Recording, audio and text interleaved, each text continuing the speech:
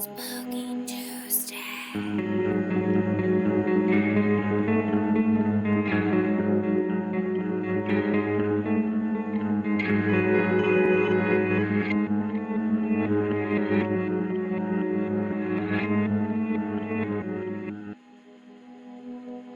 A census taker once tried to test me. I ate his liver with some fava beans and a nice Chianti. Hey guys, welcome back to Spooky Tuesday, a weekly podcast where we're breaking down all of our favorite slashers, thrillers, monster movies, and black comedies on the new scariest day of the week. I'm Sydney Thompson. I'm Monica Height. And I'm Chelsea Duff. And this week is a very special week for us, actually. So Should we all special. deadpan to the camera? Because our darling, delighting, lovely listeners, it is two things. Actually, three things. It's three things. Three things. There's three of One, us. 2, 3. It is the Number one. number one, season 4 opening episode. Premiere. Same thing. Opening episode, premiere. Same vibe. No, I'm just hyping you up. Same vibe. 2. Number 2. It is my birthday month, officially. Baby Sydney Palooza. Sydney Palooza doesn't end. It goes a full 31 days. Amazing, as it should. Thing 3. Maybe Number 3. the most important I thing. think it's the most important thing. Maybe the most important thing. I don't know. This is the first time in the 3 years that we've had this podcast that we are all recording in one room together. Look, right now, I'm touching Sydney. What about me? Okay, Chelsea, I touch more often than I touch Sydney. But I don't want to be left out. Okay, we're all touching all right now. We thought about starting off our season 4 premiere with a 3-way kiss, but the table's kind of wide, Little so way, we little might way. not do that. But Should we kiss her? Wonder There they Twins, went. They assemble. touched. Monica and Chelsea came to Birmingham. We're in Alabama. And so also shout out to Vibe Street Studios for letting us use their beautiful facility, also giving us some ambient bisexual lighting in the background. Very Yes. nice. Right now it's more Right. lesbian. Now it's a but lesbian flag, but it was it bisexual goes. before. It says Monica representation, Sydney representation, Chelsea little for representation. everybody. It's Yeah. really nice. It's really beautiful. Yeah, shouts to Micah, who's put up with us being manic and the lead up to this moment, but it feels really nice. It's not Listen. weird. It's not weird at all. This is totally It's normal. not weird at all. Also, we are a little high maintenance. We are demanding. That's We fine. were like, do you have a Wi-Fi password? do you have water? Do you have water? Do you have... I think my agent set my rider on ahead, and I'm not seeing the Ferrero Rocher I requested. Coca-Colas, yeah. Where are my peanuts and Coca-Colas? I was promised I could try that in the South. Wrong. Okay. But so it is October. It is October. It's spooky season. It's is our spooky favorite. We are feeling charged. We are at our most powerful Oh, yeah. during this time, right? Charged We up. are all wearing our one Matching true shirts. Lord and Savior Spirit Halloween t-shirts. Ooh, ooh, ooh, merch. Not even our merch. No. Devastating. And we are gonna look at it maybe eventually, who knows. We are starting off season 4 with the only horror movie that's ever won an Oscar. No, other ones have won Oscars for sure, right? No horror movie has sweeped the Oscars movie like sweeps this the movie Oscars. has. Oh, yeah, because Get Out has also won. Yeah. But this was the first horror movie to win. I can't comment It's on that. up. It's up there. It's up there. This is the first one of the first horror movies, or the first horror movie to really be seen as a prestige Prestigious horror. Yeah, a This- prestige film. Elevated horror began here. Listen, we wouldn't have any A24 horror movies without Silence of the Lambs. It's so good. It's so good. No, the Aliens won Oscars. Aliens is an action movie, Chelsea. It's an action Okay. movie. Okay. Aliens is an action. It's an action movie. But The Exorcist won Oscars. The Exorcist is boring and I don't count okay, it. it's fine. Actually, you know what? This is the first movie to win in my heart. You're not wrong, because this one is just, you'll say this. It's the first one to sweep the Oscars in all of the major It 5 did categories. win- There you go. Yeah, it won Best Picture, which I'm not sure that the other ones did. A lot of them were like editing and sound and Yeah. stuff like that. Yeah. I think that's what I meant.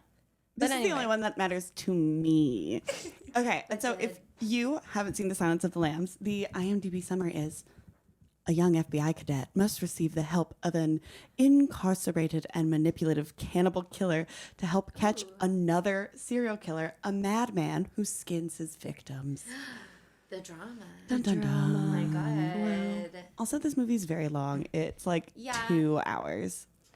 It didn't feel long to me. I watched it on the airplane though, half on the airplane, half while a band was playing in the Austin airport right next to me. Felt really rude. Felt really It's rude. like, excuse me, I'm watching a movie. But I Actually, was guys, watching movie before they started playing. So I started. They should be quiet. They should know my movie schedule watching thing. Please be respectful. I was sitting here first. yeah, and I just think that with this one, I don't know. This is one of the ones I actually have seen like a billion, million, trillion times. And it just keeps getting better and better for me. Like Sydney and I have a dark night of the soul history with this That's connected to this film. movie. my God. We went to Cinespia, and it was like a group of us. Okay. And after Cinespia, we went to like 2 different bars, and then we like split up, and there was some outrageous drama. Like truly like god tier drama. Like Interpersonal drama? interpersonal drama. We were fine. It was us and Chicago episode star Alex, Our podcast attorney, our podcast attorney. Podcast lawyer. Alex. Yes. And we all had a nice time, but friendships ended that night. Friendships ended. I found out this guy that I was seeing had a girlfriend, and we'd been seeing for like a year and a half. Lovers were stolen. Yeah. My goodness. Yeah, there were some people banging down bathroom doors, breaking in, being. Meanwhile, we let's were Hook up. It's very scary. Let's sobbing, hook up, banging, eating. Yeah, I wasn't there for that part, but it did happen that night. We were crying, eating Cactus Taqueria. cactus taqueria. So now we call it the cactus taqueria caucus. But it all started with Silence of the Lambs, so that really set the tone for the night. It really somber, let us serious, know how life-threatening. disturbing things we're gonna get, you know? We're gonna be taking a peek inside of the inner workings of people's minds. Yeah, totally. Peeling back the layers. Many layers. This is Like like an onion. onions. Yeah. Oh my god, just like Shrek. It all comes back to Shrek. It's really exciting to be recording in person because sometimes we say stuff at the same time, but I don't know if we actually are, and it's just the like reverb on Zoom. But now you can tell how truly in sync we are as a group. We just like really are picking up what each other are putting down. It's Need fine. to make It's it really really clear nice. that we're vibing, nobody's copying. We're just so in tune. But yeah, I mean, Silences of the Lambs, we're already saying that it's important because it was, you know, genre defining for the 90s horror. I would say, yes, seminal. It's gotten so much prestige awards, which is deserved because everybody fucking knocks it out of the park It in does this. have a People's Choice Award. I'll spoil that now. Oh, that's Holy shit. an honor. The deal. people That's more spoke. important than the Oscars, The people quite said, frankly. not the Academy, the people. The people. people. The It's people. democratic. This is the people's movie. This is a movie for the people.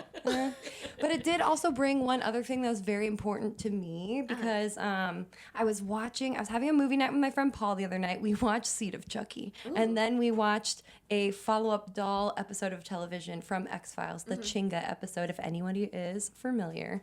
And we were talking about Scully herself, and Paul brought up Scully's relation to Clarice, and I was like watching this now with that in the back of my mind, and I'm like, oh my god, I mean, even down to the coiffed bob that they both share. But this movie literally like made it possible for X-Files to happen because it made people love that like cop drama with this sort of like spooky horror aspect to it, with the complicated plot and all of that, and also like started normalizing, because we'll get into this a lot in the movie, but it's like or in the episode, it's a big feminist film, you know, because of Girl the power. way Girl that boss. Clarice is portrayed and as like a strong woman in like a nuanced way. And so then like Chris Carter, who did X-Files, was like, oh fuck, that was sick.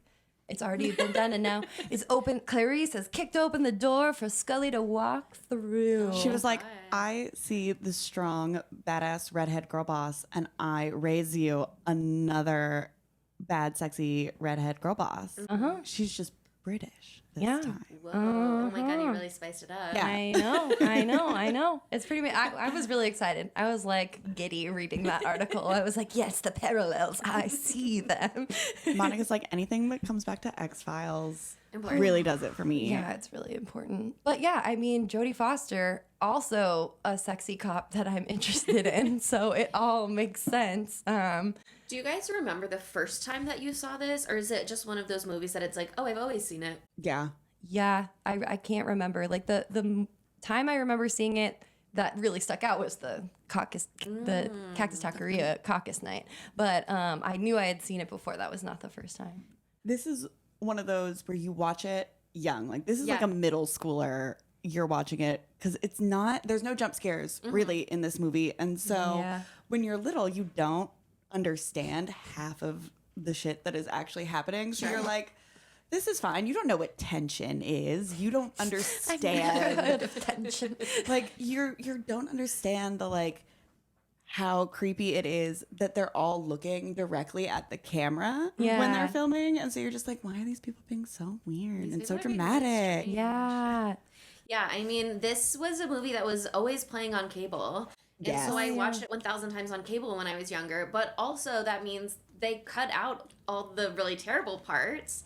So, Oh, shit. you don't see her get jizz on her Jizzed face. on? Yeah, you don't see don't her see the get just slung in facial, her face. yeah. You don't see the, like, skin suit on the mannequin at the end because that shows, like, pussy Yeah. and nipple. Yeah. So that part I never saw when I was younger. So I always feel like I'm watching it for the first time a little bit because I'm always like, I forgot this part because I watched it 1,000 times on cable, but I just like filed away the really memorable, iconic, legendary scenes that Yeah. are discussed in that way. And then I'm always like, oh shit. Actually, This there's movie's fucked. more Yeah. to this movie. No, it was fun to like really zone in on it too because I was watching it on my phone for most of the time, which You is just hold it right up that's to the your way face. it's meant to be seen on my You wanted it not like even the big iPhone. I have the normal size iPhone and the screen is horribly cracked. It looks like it was shot with a BB It gun. does. I asked her the other day if Yeah. it was shot with a BB gun.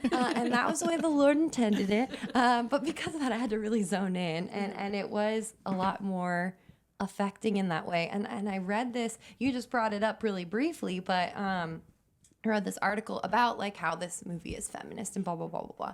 But a big way that they do that and show that it's a feminist movie is by putting the movie like in Jodie Foster's and Clarice's perspective, and you as the watcher like become Clarice, and they do that in a really interesting way because Clarice, maybe once or twice she looks directly at the camera, but usually she's not. She's doing like a normal movie thing, not looking directly at the camera. But all of the men, when they're ogling her, are looking directly into the eye of the camera, as I am now.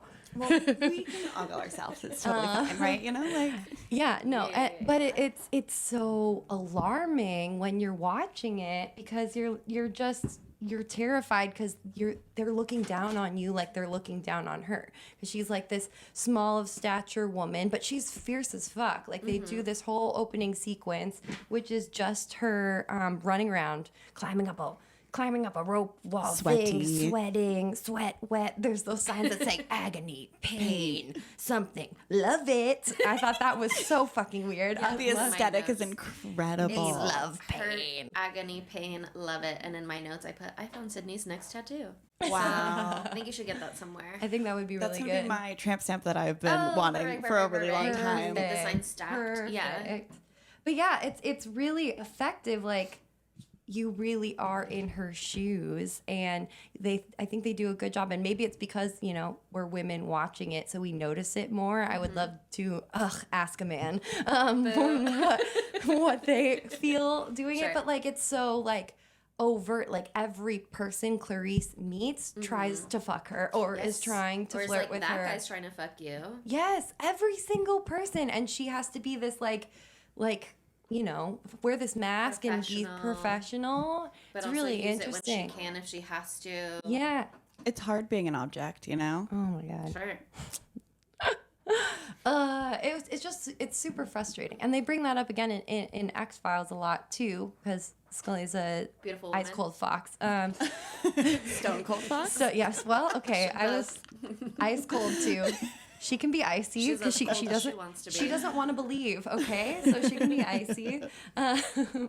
But yeah, I think in this movie though too, like there's a quote from Jodie Foster where she basically like begged for this role. Apparently, that sounds mean, Yes, but no. like she wanted it. Yeah. So bad. And it was because she read the script and she was like, oh, like it's a strong woman, but not like in the Ripley way where she's a woman but a man. You know what I mean? But it was like she and the screenwriter and one other guy all read the original book that it was based on and were trying to get the movie rights. And then it was just like the other guy got them. And thankfully... Gene Hackman? Yes, and then he like decided he didn't actually want to like star in and direct it, and he was Oh like, yeah, because his daughter read the book and was like, "This is disgusting, Scary. Daddy." Yeah. And he was like, "Of course I won't do it, daughter." Wow, never do powerful. That's how my dad should react anytime I have a request. I think. Wow, that's personally. exactly how my dad, but unfortunately he is the exact opposite. I'm like, actually, this upsets me. And he's like, cool, I'm going to He's keep like, I doing love it. I'm gonna do it Yeah. more. He's like, actually, I acknowledge that this I upsets hear you. you. I hold space but for your feelings. Now that I know, I'm going to keep doing it because it's fun for I me. have to live my life. Yeah. I have to live my truth. And my truth is making you upset. So you still have to go to therapy. That's My not how God. it works, Dad. Everyone should be more like Gene Hackman. Apparently, I don't know anything else about him though, so like, take that with a grain of salt. Only in that regard, but maybe others if he was good. Yeah, but we I'll don't look know. into But if he it. was We can't bad, weigh don't in. be like him. Yeah. I'll do some Do your own perusing. research. Come to your own conclusion about whether or not you should make him your role model. And here's the thing, we're saying this, we have done no research. Some Don't of listen to this us. You do your own. That's your Oh. responsibility. I couldn't picture who Gene Hackman Are you is. picturing Gene Wilder? Because me too. I was also I was like 100% picturing him. I was weirdly picturing Gene Close. Oh, I was like, that's not right. Gene Close? Um, Glenn Close? Yes. Gene Close. That's like, her so nickname. You close. guys are I really love tight. Gene. I love Gene. We're actually best friends. That's Glenn her. Close is her stage name. Yeah. I love Gene. She goes by Gene in her personal time. There was Yeah. too many genes. She had to change it. No, it's true. I need to stop looking at him now, though. That's distracting. But anyway, okay, so Jodie Foster was also trying to get the movie made? Yeah, she wanted to get the rights to the movie because she was so interested in it. Oh, love that. And then the director came on, and his name is like Jonathan Demme or something like that, right? Yes, Jonathan Demme. Yeah, which is crazy that this is such like a big award-winning movie, and I'm not familiar with the director's name like on his own rights. I don't know what else he's Yeah. done, but he really wanted Michelle Pfeiffer, right, for Yes, the role at yes. first, and then she was like, "Ew, gross," also, and didn't want to do it. Fine, Michelle. You can play Catwoman, but you can't do this. No, Well, it's different. It's that's- yeah. different. It's incredibly different. This director did Philadelphia and The Manchurian Candidate. No way. He loves Oscar bait. Okay. Yeah. Fuck. But yeah, I mean, apparently Jodie Foster really appealed to him and was like, I know I'm not who you want for the role, but please consider me for your second choice. Just keep me in mind. I'll do anything. I love this. I need this role. This is who I am. He also did Justin Timberlake and the Tennessee Kids. Okay, so he's serious. He also He's a serious did Kenny director. Chesney and a Neil Young Kenny documentary. Chesney, unstaged. Oh my God, so he That's knows like what 47 he's meters doing. down, uncaged. Oh, and a Jimmy Carter thing. Ooh. I love that for him. Oh, He's and Bruce all- Springsteen. Rachel getting married, And which Oprah. I haven't seen, but I know everybody's always like, oh my God, Rachel getting married. I've never even heard of that movie. It's got He directed one episode of Oprah. just one. Oh, Was it he a good one? directed a thing called Married to the Mob. Oh. That's important. Oh, wait. Is that a reality TV show? or That is came that out before a this. movie? I Yeah. think. Yeah. That Oh, came out. but here's the thing. The most important thing that he actually That has did. Michelle Pfeiffer. Well, no wonder he liked her. Yeah, that's he pretty was the cool. Yeah. video director for Now That's What I Call Music 6, the video for I Got You Babe. Oh my God. In 1985. Okay, slay. Slay. Well, And we he love- directed 3 episodes of Saturday Night Live. He's a big music fan. We I love, love when that. they do the music videos and the movies most of the time. Oh yeah, I mean, and Oh, that he did a makes Talking sense Heads because thing, there's that too.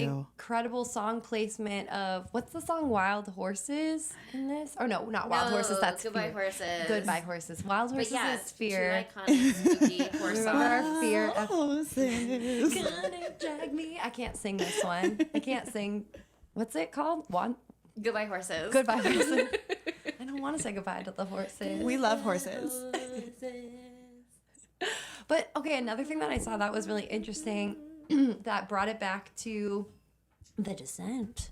Oh. Ooh. Oh, yes, yes. Yes. So the reason that they did that scene in The Descent where Juno, is that what her name was? Yeah. Was running around through the forest, like looking all Oh, strong. in the That was a beginning. callback to Silence of the Lambs to like establish how she like has physical prowess, like this movie does. How she like is like strong and powerful and able-bodied and blah blah blah blah blah. That's so interesting, though, because yeah. that's not what I thought you were going to say about The Oh Descent. no, what? Because they both reference that painting in their posters. What is the painting? It's Oh, I don't know about this. something do. I'm going to find it in my notes. But if you look at the poster for Silence of the Lambs, the death's head moth, if you look at the skull really closely, it's the women's bodies. The forming Salvador that Dali. shape. Dali, yes. Oh no way! I never noticed that before. And that's that we didn't talk about it on our Descent episode, but that's what they use for their poster too. It's called Envelope de Mors, is my best approximation. That's so cool. I'm zooming in on it right now. Yeah, you can That's see it's so ladies sick. if you zoom in. Look, Sydney, it's little butts. I love Dali. He But yeah. was a freak, and you know I love freaks. That's why I love you too. Yeah, but thank he you so much. did that artwork, and it was in the Descent poster, and it's in this movie poster. So it's really interesting that they're both working it in. I'm so glad we did the Descent recently. I've really come around on the Descent after watching the sequel, you guys, which I feel like that's gonna be a hot take for a lot of people, but it gave me what I wanted. But here's the thing too. This also has a little Saw moment as well. Yeah, it has that criminal Later in like Minds, but not even X-Files. that. At the end, where we have Hannibal Lecter and there's like a body laying there, you know, and he's pretending to not be somebody else. I was like, big Saw. This is where So Saw true. came up And for he it. loves Yes. the display. Yeah, It's beautiful. There's the something theatrics. else. Yeah, the in it. theatrics are there. Jigsaw loves a good theatric. Oh my god, so Yeah, slut. Jigsaw, And I feel- the red dragon or whatever the fuck. And I feel like Hannibal Lecter would love a little puppet. Yes. Oh, think he Like, he would He might be love- like, that's so declasse. But if it was chic, then he'd like it. He would love a little menacing marionette. I'm just saying. Okay, let's talk about Hannibal because we get to him really quickly. I didn't realize there wasn't as much preamble as I thought. I don't know. I guess if we should talk about this first, what do you think the fucking vibe is with the boss and Clarice? What's his name? Crawford. There's such a weird vibe. I'm like, is this her daddy issues? It's like, absolutely it's her daddy issues happening a little bit. Absolutely her daddy issues. But he is into her, I think, and it's disgusting. wow.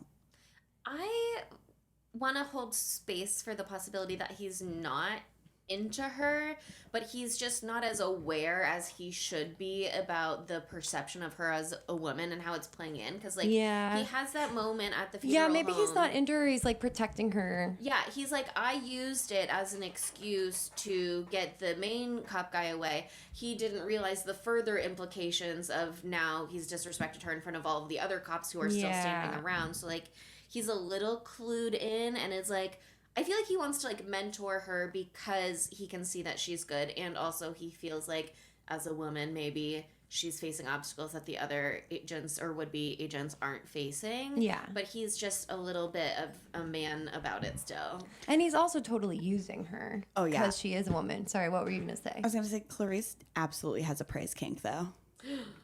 Yeah. Don't we all? I mean, yes. That's why she connects with Hannibal, because he correctly identifies when she's being smart and clever all the time. And says it too. Yeah. He's like He's like, very "Good complimentary. girl." Oh, clever girl. Which, again, call back to Jurassic Park. That's where that's from. Oh my God. But yeah, I mean, Anthony Hopkins in this movie. His 30 minutes of screen time in this 2-hour movie. Dude. But he's so magnetic. Oh my And he God. gets so much Commands face, you know what I the mean? room. And this is the movie that made him the prestige actor that he is, because like he was known before this for sure. Everyone has seen Magic, so of course he was well known. Everybody knows. For Magic, Yeah, our everybody episode knows. that you should listen to now on Spotify, Apple Podcasts, and any other platform. What do you mean you don't know about But magic? I mean, you haven't seen magic. was recently added to Shudder this summer, so Yeah. you have no excuse to not listen to our magic episode. Honestly, Yeah. judging you if you've never seen, and judging you Are you even really a harder horror fan? if Oh my you haven't listened to God. our episode on it. Yeah, I mean, truly, it is the be all and end all of the horror genre. Magic, starring Anthony Hopkins. And it has our friend Rebecca on it, so that's fun. Yeah. And here's the thing, I'm just going to say this again. I feel like Hannibal Lecter would love a little sassy puppet. Yes. There we go. There you Puppet go. connection. See? Okay, bringing it back to the puppets. I just love Anthony Hopkins so much. He's such a spectacular man. But he read the script for this movie and he was like, I know exactly what to do.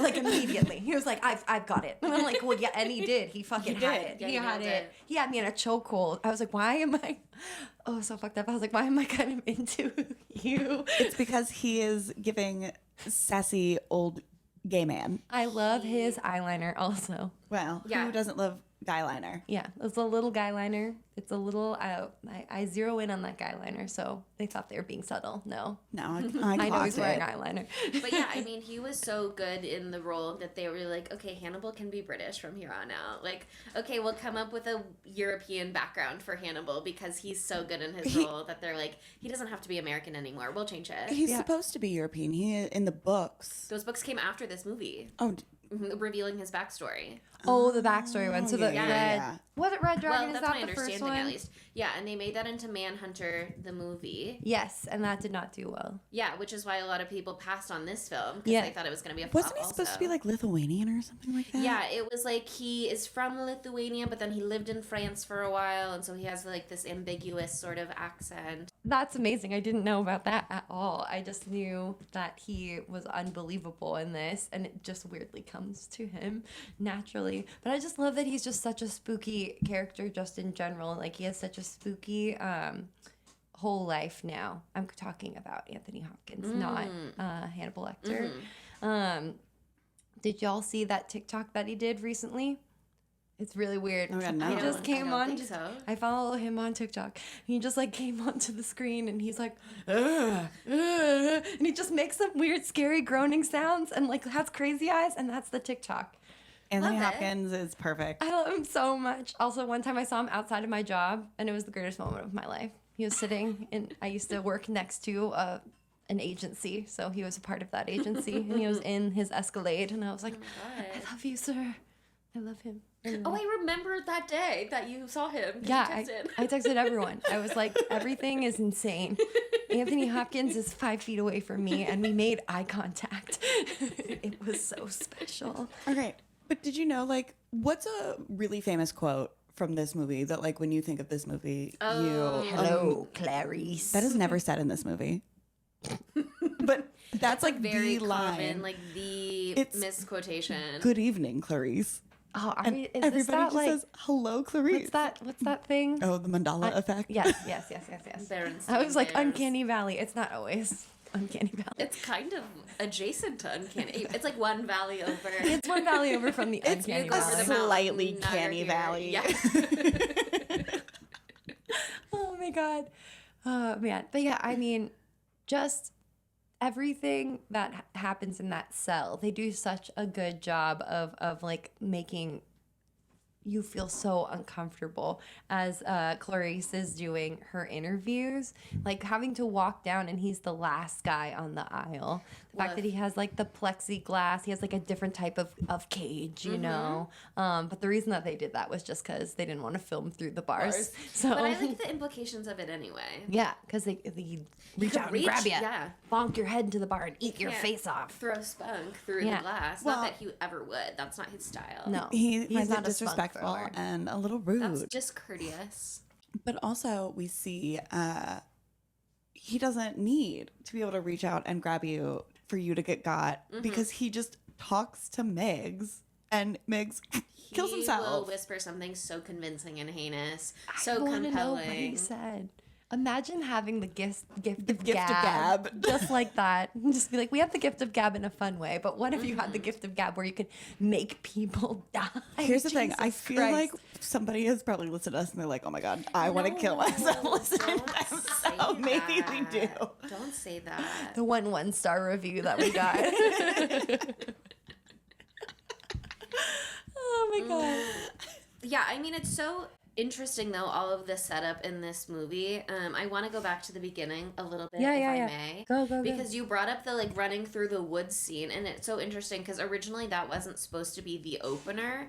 Originally, the opening scene was supposed to be the, like, training drill that they do when they're doing like the drug bust, and then she gets like got because she didn't check her corner. That was going to be the opening, but I think it's so much stronger to have the running through the woods as the opening, because it's like her alone. She's out there, but she's capable, but she's alone. She's relying on herself. Like it's, and also it makes her seem like strong and compelling as opposed to like, oh man, she can't even do the drill. You know what I mean? Like it sets the tone for her to be okay, but on her own. Like that totally, I think, would have undercut what they were trying to do with the movie if they had started it that way. Because like I really like that they show that she is like capable, but she's also not perfect, because so often when we have like a female hero, they're like, she's superwoman, she has to be perfect to be taken blah, seriously. blah, Right. blah. Yeah. And she like, you know, is so they humanize her so well, because they have those flashbacks to her with her dad. They show her like breaking down after she gets cum thrown in her fucking face. Yeah. I mean, Like, I would right be in the mad. eye. Right in the eye. Right in the eye. Oh, this is so disgusting. The way he just, Well, oh my god, kind of Incredible impressive. aim, Yeah. honestly. Yeah, I was horrified, but also like, wow. but we do, in the opening, get my favorite fit ever throughout this yes, entire movie yeah. in her Her little sweatsuit. like sweatsuit with the turtleneck. No wonder she was so sweaty. She's like jogging with a sweatshirt and a turtleneck and sweatpants This is and like- chunky dad sneakers. This is the 90s equivalent to hot yoga. It is. That's what she was doing. And they would wear the trash bag, but she doesn't even need it. No, she She's doesn't just need it. slaying on her own in her turtleneck and her Oh my sweatshirt. God. At the 90s of it all, like the blowout, her blowout the whole time. Well, it's it's giving like big 80s. You know, It's like as it that came generational- down, as like Uh-huh. right in the bubble, as it's like starting to go sleek, because they went from big to sleek in the 90s. It still has that volume. Yes. Rather She needs the quite. volume. Yeah, no, she does. It's very important. I aspire to that level of volume one day. But yeah, I mean, it's such a good setup for like her role in the film as like moving through things in a solitary way. She can only depend on herself, but also you get all these other scenes throughout the movie of her like doing the training exercise, and like she's doing the punching, and she has her friend Cindy, played by Casey Lemons or Cassie. I never remember which one it is, I don't remember either. but I love her in Candyman. Yes. And we have to that do was Eve's Bayou so one fun. day. Cassie. Yeah, I think it's Cassie. Kasi. She's so fun in this. It's so fun because I haven't seen this movie since we did Candyman. So I saw her right away and I was like, oh, baby. She's Yes. so baby in this. She's so girlfriend every time. Oh my God. Every time. She is She's so so girlfriend. girlfriend. There's that one scene where they do the like close up face shots between her and Clarice, and they're like spitballing fast, rapid fire, and I was like, When they're they're like cross-legged. talking about coveting, and I'm like, do you covet each other? Yeah, surely they do. Yeah. It's obvious. It's obvious. I don't think they've acted on it, but I No. think they covet for sure. Yeah, they yearn. They yearn, as all lesbians should. Yeah, As all women. it's should. important. It's important. It's romantic development. Part of womanhood How to are you supposed to go yearn. right into the romance if you don't have the yearning? First, you have to have the No, build up. I agree. Exactly. This movie, it's all about setting tension. Yeah. I agree. I really agree. Another thing I thought was really interesting is how like Clarice like kind of like forms this connection with Hannibal so quickly. Like, not that she trusts him, because that would make it seem like she's naive, but she like respects his intellect. Maybe that sounds too like crazy of him, but he is a really, really, really fucking smart guy. Like that's why he was able to do such heinous things and get away with it for so fucking long, because he's smart and he's good at his craft. Yeah. Just like Jigsaw. Yeah, I mean, they don't really touch on it so much in this movie itself, but also if you've watched like Hannibal, the TV show, you like know what the deal is. That show's amazing. Yeah, but if you like pause and read some of the news articles that they show at one point, you see in there that it's like he wasn't just Hannibal the cannibal. He fed people, his victims, to other people, including city council members who he had over at his house and stuff like that. Like, he was ingrained in polite society, and he used that to his advantage, and he got away with it for a really long time, in part because he was smart enough to know how to go about doing these things. He couldn't be sloppy. He said, catch me if you can. He's actually Sneaky boy. Yeah. But yeah, I don't know. I just thought it was really interesting because like almost right away, Clarice like breaks every single rule that they give her like while she's with him. Like, don't touch the glass. She runs to the glass to seek refuge from Miggs after he throws cum in her face. She like does disclose things to him even though she's not supposed to very, very quickly into their relationship, but like she uses that to her advantage. I don't know. I think she is playing a game to an extent. Obviously, she plays him later on in the movie, but she knows that like if she gives him this like false closeness, if she can keep her guards up inside, like it will break down his guard. So maybe he might actually give her some information that would be helpful, and he does. Yeah, it's interesting because they're both very much playing each other for what they need. And she is so ambitious as a character that she's like, she wants to be on top. She wants to be the best. We see that in her original conversation with Crawford. And now she's taking this opportunity, even though she's not really sure what it's about just yet. She knows he's a famous guy. I mean, she has that moment where Crawford is telling her about this and she's like, Hannibal the cannibal? Like, she knows it from the headlines. She knows it from studying the case files, probably. Yeah. This is like educational for her as well. She's a good student. She's top quarter of her class if the grades come back. Yeah. So she needs to learn what she can, but also she's looking for like resources and tools that she can take from him, basically. But he's a therapist. And she's got some open wounds, emotionally speaking. And he's so curious about her in that regard, and he has professional skills about how to get that sort of information from people and how to build rapport quickly in one session to get you to feel comfortable enough to start talking at least a little bit. It's interesting to see. She's like got her FBI interview techniques that she learned in school maybe, and he's got his professional expertise, and they're kind of both not physically circling each other, but it's very much like present in that scene. They're playing a little cat and mouse game Totally. with each other. An elaborate game of chess. Yeah. They have that little chess scene later on in the movie with the bugs, and I'm like, that's what's happening here. But yeah, I think also they just have an incredible chemistry as actors together. Like, what? Apparently, they didn't interact much on set when they were filming for most of the movie. Like, they kind of kept their distance from each other so that they could have that fall like madly uneasy. in love. Yeah, so they wouldn't fall in love. Yeah, they would have. Well, side note, It's Anthony Hopkins, of course. Yeah. How could you not? Brooke Smith, who plays Catherine, she hung out with Ted Levine, who plays Buffalo Bill. Like, they were really tight on set. They were besties, and My homie. yeah, Jodie Foster called Brooke Smith Patty Hearst because she was so bestie with Buffalo Bill while they were filming. So, like, professionally, for her and Anthony Hopkins, they kind of had this distance.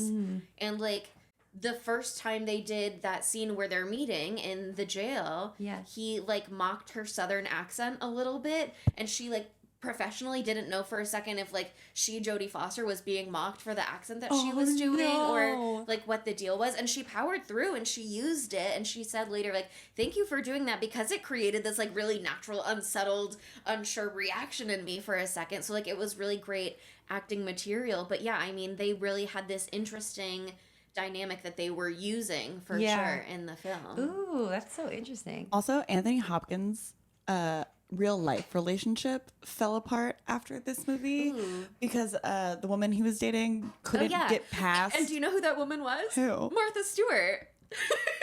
Allegedly. Oh my God. Are you fucking kidding me? That's what I said on IMDb Martha trivia. Stewart's done everything, including Anthony Hopkins. Wow. But like, she's like, I just can't picture him as anything other than a serial killer. And actually, I think it was like, actually, I'm very upset at these high sexual tension and chemistry between She's you jealous of and Jodie. Yeah. She's like, I can't compete with that. But also, I would- Martha got Stewart really can mad. absolutely compete with that. She looks great. She got mad that he had Bon Appetit in his jail cell and not Martha Stewart magazine. Probably. That's why she That dumped was him. so funny when he had Bon Appetit in there. That was so fucking funny. It's That just was the so attention good. to detail, you know? Oh my God, I can't believe I didn't know that they dated. That's so funny. I Wow. mean, 133 people voted that helpful and only 4 said it was unhelpful. So I Here's think that the means thing. it's true. I read the thing. It was like he was in a relationship with a retail businesswoman, Martha Stewart, and I did not Yeah, and you're clock like, retail the name. businesswoman. I was No like, way, retail that's business. Martha. Yeah, I was like, the Martha. Martha My Stewart. God, that's Sports Illustrated cover model Martha Whoa, Stewart. Snoop Dogg bestie Martha Stewart. Here's the thing. If they Ain't had no been rat dating, Martha Stewart. and she had already spent her month in the clink before watching this film, Maybe she then called she him would up. have been more. You know that I think Yeah. that Yeah. brought her down to earth. Yeah. Oh yeah. She wouldn't have been too holier than thou from him getting a fucking Oscar. She knew there could only be one chef in the household, and Hannibal, as we know, is world renowned when it comes to making cuisine. That And is true. Anthony was cooking in this movie. I'm He just was saying. cooking. Yeah. Wow. He was. Fuck. But there's so much going on in this movie too. Like I forgot about the Buffalo Bill of it all. There's a lot of Yes. plot in this There's movie. a lot of plot. Like one of the first things that happens, like after this initial scene where they meet, they have this intense experience, blah, blah, blah. He gives her information that leads her to Miss Moffat or whatever. Miss Hester Moffat's Yeah. storage facility. It's all a fucking code anagram thing with him. Look Ugh, deep in God. yourself.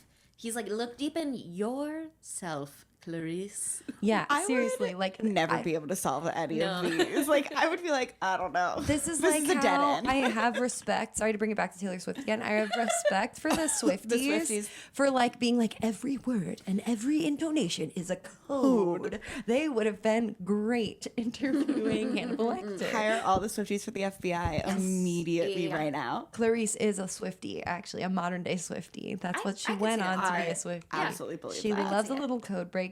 She would love our little what was it, detective game that we played. Oh, yeah. That's what it was reminding me of. But yeah, she finds that storage unit. She cuts her leg open immediately, poor thing. And then she finds that fucking head with the makeup on it. And so, help me here, because I was experiencing country music while watching this movie. And I was researching when we watched it again together this morning. So, the Buffalo Bill Buffalo Bill had a boyfriend, and the boyfriend was Hannibal Lecter's client, yeah. and that's true. That's not a joke. I couldn't that's tell like true. how much he's lying and stuff. And then that head is the boyfriend's head. Yeah. But Anthony Hopkins dressed the boyfriend's head up in makeup, or How did he acquire the did head? Hannibal do that? Or did he said that he came across the body? So I don't know if Buffalo Bill put the makeup on the Yeah, boyfriend, Yes. That's what my or understanding. Anthony Hopkins did, because he was like, it was like a new killer figuring things out, and I was like, are you talking about you, or are you talking about Buffalo Bill? I Yeah. was super confused. Okay, so they touched on this in the movie and they changed the canon from the books. So they switched it up a little bit, which is a part of where like the overall confusion comes in. Oh, okay. But basically, the guy who is the head was his patient, James Gum, Buffalo Bill's real name. That was this guy whose name is maybe Bill or something. No, they couldn't both be Bill. Doesn't matter what his name They're is. both men. They could be Yeah, Bill and Bill. The man Bill who and Bill. died. Yeah. Who The knows? head, Mr. Hester, Mr. he was the patient and he told Dr. Lecter about That his is- boyfriend who he was concerned about had said killed somebody. Yes.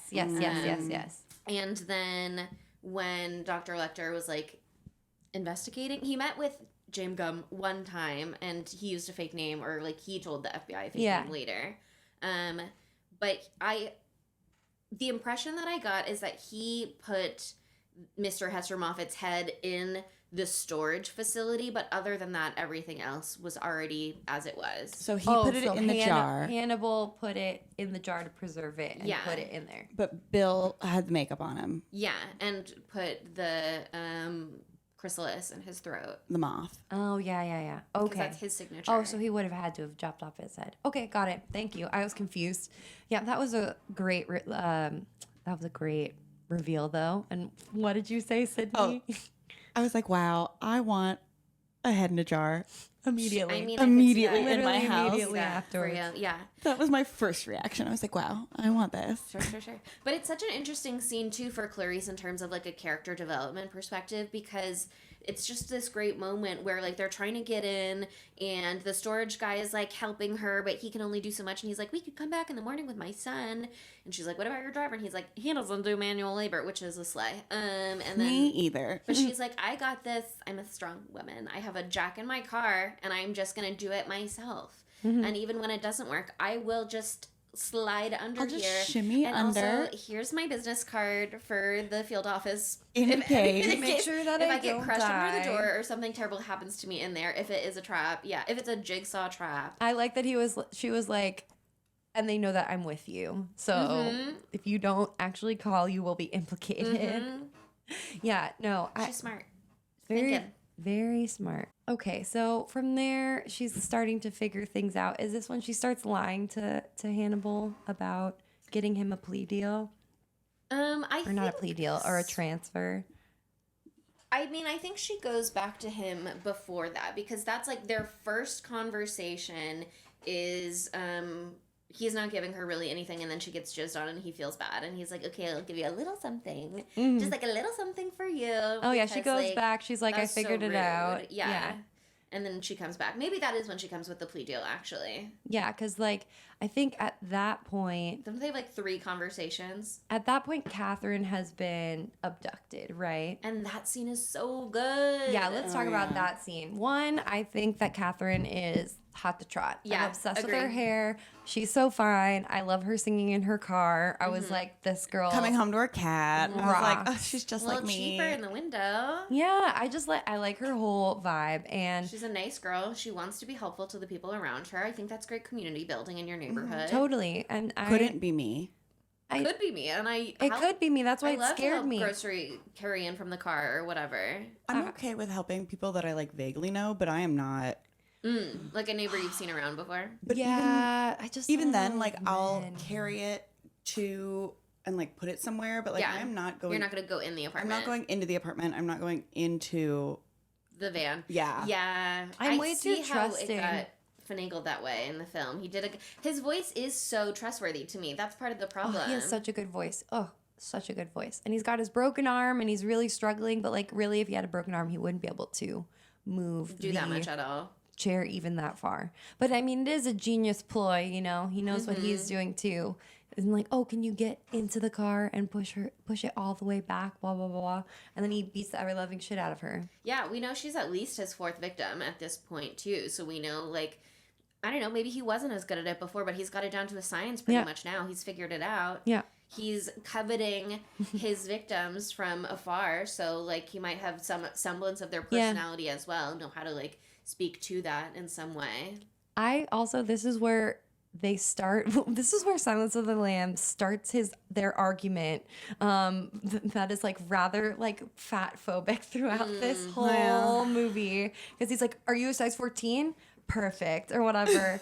And then everyone, so like she's a size 14. All the girls are like a size 14, and everyone's like, big girl, big girl, big girl, big girl. I'm like, that is the most average size I've ever heard of in my life. How small were people in the early 90s? Well, they're the 80 fucking it was bitty. the heroin chic, baby. Everybody my was. God. Well, but here's the That's thing: the you era. don't remember growing up in the early 2000s, where we were told like Hillary Duff, who was like a size 6, was gigantic and all this kind Jessica of stuff. Like, Simpson was like, Well, I didn't. she weighed know. 140 Ew. pounds, and they were like, she's a whale. Yeah. Well, yeah, I do remember that, but I didn't know anyone's size at the time, so it was just jarring to see her size, which be is like, oh. exactly my size. And I was like, good to know. I also have a world-renowned soft back. do. And so I feel like I would be primed, Monica is primed and ready known for Buffalo Bill to have a come soft back. cut my skin off, which Yeah. was a little just unsettling. I was just a little unsettled. It was Sure. hit a little close to home.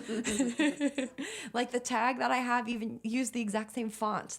It's the same font on the tag. I Monica's was like, those are my really pants. being immersed in this story right now. It's so But it was real. also extra hard when they cut off her cool shirt because Yeah. that could have been my shirt. Put in your cool shirt. But he I cut would it off. own that. It's beautiful. Orange. Orange is my color right now. Very The upsetting. actress actually put on like Yeah, she gained 25 25 pounds. Yeah. And somebody told her they're like, make the studio give you a credit card and they have to buy all of your food. Oh my god, I hope she did that. Yeah. She made the joke that's why the movie went over budget. Well, I read an interview with her, and it was like recent. It was a 2020 interview with her on Vulture, and it was interesting. They were like, the movie talks a lot about the size of your body and the size of these women's bodies in general. Like, do you have anything? Thoughts? Do you have any? Yeah, thoughts basically. And she was kind of like, meh. I didn't think about it one Yeah. time. I tried not to internalize it. Probably. I mean, I Everyone don't- was like, "Oh yeah, she's a big girl," and I was like, "All right, I'm a '90s style big girl." And there you go, Whatever, yeah. my new identity. But yeah, that I thought was really really interesting, and also just the oh my god, I forgot his name. Bill. What's his? Buffalo Bill. Thank you, Buffalo. I was like, what animal with a B? There are not that many. Bison Bill. Bison Bison Bill, Bill. Bobcat Bill. I was thinking the No, first he's thing named that came to after- mind was banana, which is Banana not Banana a Bill. Well, they both peel things. What? Because he was named after his like serial killer nickname, Buffalo Bill, was named after the famous American soldier / bison hunter, Buffalo Bill. And he got that name because he allegedly scalped a Native American person. It's all bad. It's bad it always all is. the way Hate that. down. And so when they found Buffalo Bill's victims and they were being skinned, that was like the mental association that they made. Yeah. Ah. And so this gets into the other super controversial part of Silence of the Lambs, which is the transness of it all. And this movie was actually like protested at the Oscars where it sweeped 5 awards. There was like Queer Nation was out there protesting. I think other films also, but this film primarily of like for their representation of queer folks because like there's like a long history of Villainizing your gays. Oh yeah, Just, like, villainizing killing your your gays, gays. but also villainizing your trans people in particular. I mean, we watched Sleepaway Camp They're on the liars. pond. Yeah. We haven't done Psycho yet, but there's aspects of that Mm-hmm. there too. There's a movie Dressed to Kill, which I haven't seen, but was referenced a lot Yeah. in reference to this movie.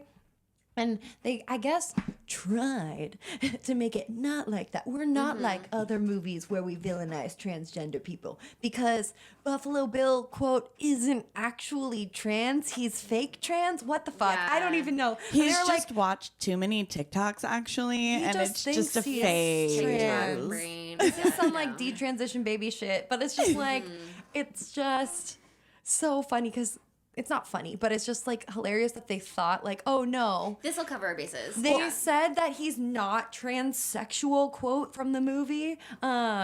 So he's actually not, and so we're not actually actually not doing that. offensive. And I'm like, no one remembers that conversation. Yeah. Everybody remembers him with the scalped hair on his head doing his dance. Well, the dance is a good little dance. Yeah. Sexy But also, dance. like, Jodie Foster has the kind of throwaway line where she's like, transsexuals are not actually violent or Yes. anything like that. Like, woke queen, Yeah, woke Clarice. queen. Clarice knows what's going on, but she's like, the- actually, the trans community would never. the do populace this. in the 90s though doesn't remember that. So this It's also interesting though because I read an article on AV Club written by a trans person who like was like this movie was bad for representation in so many ways, and I dealt with that as a trans person in so many ways. But also, it's so bullshit of the characters to be like, he's not really trans, because like he's been trying to transition for like 10 years. He went to 3 different like, what does he have to do to prove to you that he really is trans? Like, you're not even gonna let him have that. Like, he either is or he isn't. That's his identity. I really, that I didn't understand. Hannibal's like, but he's not. I had one session with him, and I know. I know. You're smart, but you're not inside of Mr. Bill's head or Miss Bill's head. Who are you to tell Bill? Yeah. Who that are you? He is not Billy. Yeah. With IE. With IE. No, it was so bizarre. It was so bizarre. That's another thing, because like I'd watch this so much as like a young person, so I was like la la la as I was watching it. No thoughts, just vibes. And we had drank like so much wine when we saw it at Cinespia, and you're not paying attention at Cinespia. But yeah, it was really interesting to zoom in on this and be like, what in the actual fuck? Like, especially watching this like literally right now in the year of our Lord 2023. It's really interesting. Issues, yeah. Yeah, so I don't know. It's dangerous. It's a dangerous narrative, because that fed into the whole thing that people are still touting today. That's just like, trans women are gonna attack you and blah blah blah blah blah to try to steal your feminineness or whatever, and your like steal energy. your womanhood, blah blah blah, and just such they want to fucking trite bullshit. They want to wear your skin. Yeah. I mean, it's a little literal. Here's my thing too. I do all those jokes where you're like, I love you so much, let me crawl into your skin. Yeah. I do love those too. Yeah, that's a understand separate thing from being trans. No, but I'm just saying, I understand where Bill is coming from in wanting to. I want to be inside you. Crawl inside the skin of these women, because I want to crawl inside the skin of my loved ones as well. I don't know. Also, like, it seems like Bill and I have a similar type. I love a curly-haired, full-figured woman, so it's wonderful. Monica's like, this movie actually hits incredibly close. It was wild. I was wild. Everybody involved. Oh, those girls are cute. And you've had a crusty little white dog before? I have had a crusty little white dog. Precious was very BB coated. She's not crusty though. She looked very put together, nicely cared for. That's true, but she was like 16 years old. Yeah. She died at 17 years old. Just like BB did. There's a lot of parallels to my life. It is about me, after all. This movie's about you. This movie is about Monica. It was actually prophetic for Monica being born 2 years later. Yeah. They spoke me into existence. That would be so cool if I had any connection to this film at all, but no. You do. We just listed a whole bunch. Oh my God. It's on the internet now, so it's real. But yeah, I think it's something we got to bring up, the transgender issues in the movie, but I do think it's hard because is it a problematic representation? For sure. Does Buffalo Bill slay all day, every day? Yes. Is he the king of my heart? Yes. I would. Is he so sexy to me? Yes. Would you fuck me? I'd fuck me. I would fuck Buffalo. Yeah. I mean, it's interesting because the AV Club article was talking about that a little bit, and they talk about it in the movie too, where it's like, is he a killer? Yes. But was he pushed to that point by so much like societal exploitation and oppression and stuff like that? Not that that makes everybody a killer. Obviously, he's his own thing. But like there is this role that plays in othering him and making him hate himself. And so if your argument is he's not really transgender, he just hates himself and wants to transform into something else, it's like, well, why do you think he hates himself, bitch? Like, what? Or pay attention to the messaging he's getting from the world around him. Like, this is right after the 80s. This is right after the AIDS crisis and everything like that. Like, there's a lot going on contemporary at the time to make this a very hostile environment for someone like him. I was reading this article and it was like, yeah, it was the early 90s. So like trans issues and like gay rights issues like weren't something that were at the forefront. That's what I argued in this article, and I was like, that's just so fucking baffling to me because they were actively ignoring I know, them. but like Reagan only like finally acknowledged the AIDS crisis like in the late fucking 80s. This is like 1990 that this was being made. That's crazy. Like people were still dying all the fucking time. That's something that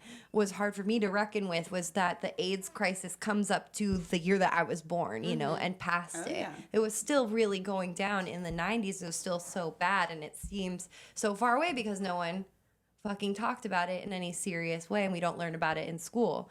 But I thought was really, really interesting. It was interesting to read articles on that, which we're all linked in the references if you're interested. But yeah, so there's so much that goes on here. At this point in the movie, they've offered Hannibal a fake plea deal where he can go walk on the beach one day Swim a for month. 1 hour supervised by SWAT teams. Look But at also at the beach is like a It is the power animal plant or science decomposition beach. Or yeah. whatever. I was It is like the rotting nuclear animal power plant corpse beach. Yeah. You love corpses though, babe, don't you? Don't that you, for babe? you? This is just I for thought you'd you. like it. Plum Lake or whatever it's called. Plum Island. Yeah. Is that right? Island. Cute. The ambiance is Cute. unmatched. Really nice. And I don't know how much he believes it, but you know. And then, oh my God, we haven't even talked about Mr. Bitchface. What's his name? Dr. Chilton. Doctor. Jockter. Dr. Frederick Chilton, known bitch of the world. Bitch. He is the worst. Also, he just has such a punchable face. Anthony Held, I'm so sorry. Doesn't you it have a look like he punchable should face. Play Matt Smith's dad in a movie. Absolutely. They're Wow. twinsies. They are twinsies. There are really twinsies, but Matt Smith doesn't have quite as punchable of a face. He still does have a His punchable face. nicer No. younger son. Maybe it's just because I want to kiss him, my favorite potato. Here's the thing: you can still want to kiss somebody with an extremely punchable face. It's called having complicated feelings. It's called the complex, actually. But yeah, this gets into a real plea deal that starts to happen with the congresswoman, because Catherine, that's her name, right? Catherine is the daughter of a Republican congresswoman or senator. That's actually another Descent reference, because in Descent 2, they reveal that Juno is the niece of a senator. Oh my fucking God. It all guess I comes have back watch to It all Descent comes too. back to the Descent. Yeah, you have to watch Descent too.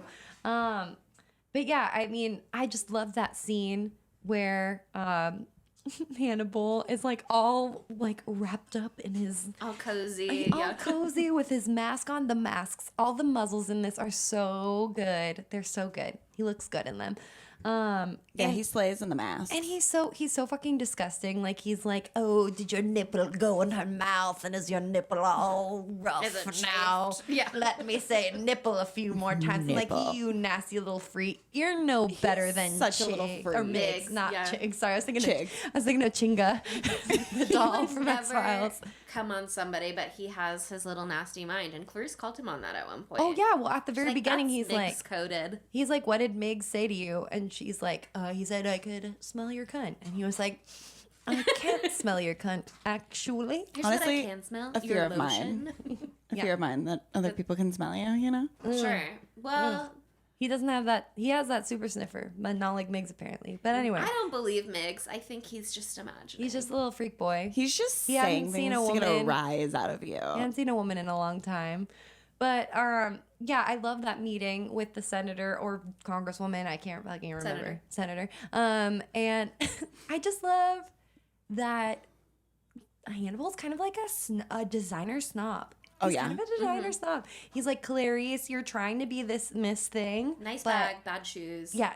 Those Love your are suit. shitty shoes, but he loves the senator's suit, and I also love the senator's suit. Like, so one more thing, I love your suit. suit. Oh, you little bitch! He's such a bitch. He's so he such a bitch. he is serving cunt in this movie No, he at is. all times. In attitude and demeanor. Seriously, he's a little freak thing. And Oh his my little god. Sets that he's setting up. Oh, yeah. and then his little suit at the very end of the movie with his little wig. little Oh, toupee. I love his little Little suit. toupee. I love it. I love it. Very linen beachwear. He's having his nice time. But I'm just glad we finally got to the cage, because I was so confused at the beginning of the movie. I was like, I remember him being in a giant like bird cage. Where is that? And also, why was that? And it was because it was a temporary holding cell thing. That makes sense now. But This movie inspired Miley Cyrus's "Can't Be Tamed" music video. I would believe I that. 100%. Yeah. stand by that. absolutely, he too cannot be tamed. There's also another trivia that I will read for you at some point about all of the similarities this movie has with the Disney animated film Zootopia. Oh, It's a lot. I was very surprised. Why? Oh, I hate okay, it. but now I'm actually really interested. Should you tell us? Just tell us now. Yeah, do it right Okay. now. Just do it now. I'm going to read it. The Disney animated film Zootopia 2016 is a variation of the plot of this film in which a short-statured but ferociously determined and highly clever female protagonist from a rural upbringing has big dreams and aspirations to succeed in the male-dominated field of law enforcement, where she faces discrimination and intimidation by her male peers. This is all checking so far. She is assigned to investigate a missing persons case and enlists the help of a sly, charming criminal mastermind to help solve the case. The female protagonist also has a fear of being eaten by said criminal. The criminal psychoanalyzes the female protagonist They're talking about the fox. Yeah. The fox. And she's a bunny. She's a bunny, and he's a fox, just so you're clear. Keep going. Keep going. The criminal psychoanalyzes the female protagonist and mocks her rural background. At one point in both films, the criminal is forced to wear facial restraints to prevent him from eating others. At first, the female protagonist is not taken seriously, but later earns the respect that she deserved all along from her peers and from her criminal ally in the end. Lambs also play a key role in each film. Wow. Lambs play a key role in each film. Did you hear that? Lambs. I heard you. It was really spectacular. Oh my god. Wait, okay, before we get too far away to the cage shit, because I was about to get into the cage. I was gonna get not uncaged, encaged. But I'm so sorry for that, by the way.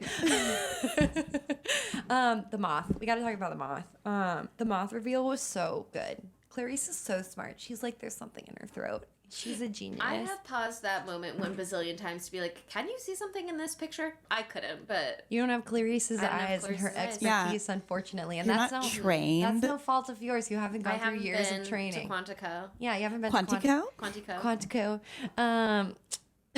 But I love moths. This movie is so important to me. I love moths. So it was like another reason. We do have for Mothica me right here. To, like, Buffalo and Bill and I have like a lot in common. We love moths. You love a little bug? Do you want We to tell me about your love bug? a little bug. Oh. Where We went to an oddity store and I bought a brass Bros.